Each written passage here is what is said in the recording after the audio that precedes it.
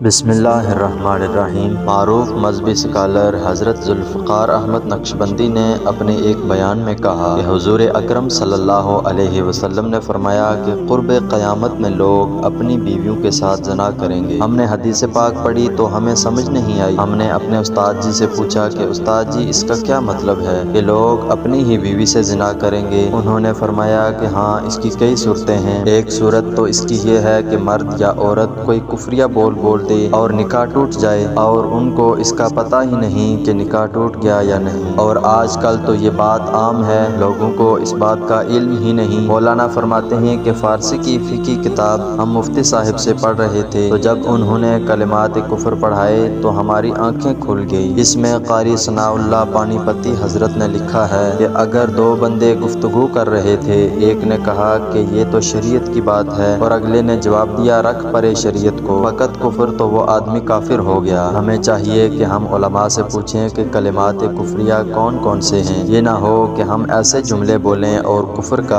ارتکاب کر رہے ہوں۔ کئی جملے تو بہت عام ہیں، مثلا علماء نے لکھا ہے کہ کسی نے کہا کہ کہاں رہتے ہو، دوسرے نے کہا کہ فلاں جگہ رہتا ہوں، او خدا کے پچھواڑے۔ خدا کے پچھاڑے یعنی خدا کے پیچھے رہتے ہو، فقط کفر، تو وہ بندہ کافر ہو گیا۔ تو ان کا علم حاصل کرنا ضروری ہے کہ کہیں ہم تو اپنی گفتگو میں ہی کوئی ایسی بات نہیں کہہ جاتے۔ اگر نکاح ٹوٹ گیا تو پھر اپنے زام میں میاں بیوی رہ رہے ہیں اور زنا کا گناہ لکھا جا رہا ہے۔ تو فرمایا کہ مرد قریب قیامت میں اپنی بیویوں سے زنا کریں گے۔ ایک صورت تو یہ ہے کہ یہ کفریہ کلمات بیوی بولے تو بھی نکاح ٹوٹا اور اگر خاوند بولے تو بھی نکاح ٹوٹا، اور دوسری صورت ایک دوسرے کے ساتھ بحث ہے، اور یہ تو ہر گھر کی بات نظر آتی ہے۔ جب شادی ہوئی تو میں بولتا تھا اور بیوی سنتی تھی، پھر بچے ہو گئے تو بیوی بولتی تھی اور میں سنتا تھا، پھر ہم دونوں بوڑھے ہو گئے، ہم دونوں بولتے تھے اور محلے والے سنتے تھے۔ بڑھاپے میں بحث اور زیادہ ہو جاتی ہے، اور اس میں ہوتا کیا ہے کہ مرد کی زبان میں کنائے میں طلاق نکل جاتی ہے۔ کنایا کہتے ہیں کہ لفظ تو طلاق والا نہیں بولا، لیکن بات ایسی کر دی کہ مفہوم طلاق والا نکلتا ہے، اس کو کنائے میں طلاق کہتے ہیں۔ اب یہ گناہ بہت زیادہ ہے، غصے میں کہہ دیتے ہیں کہ چلی جا، مجھے تیری کوئی ضرورت نہیں آج کے بعد۔ اس قسم کے الفاظ جس کا نتیجہ یہ نکلے کہ تو میری بیوی نہیں ہے۔ اب اس قسم کے مسائل کی بھی معلومات حاصل کرنی چاہیے۔ شریعت کہتی ہے کہ علم حاصل کرو،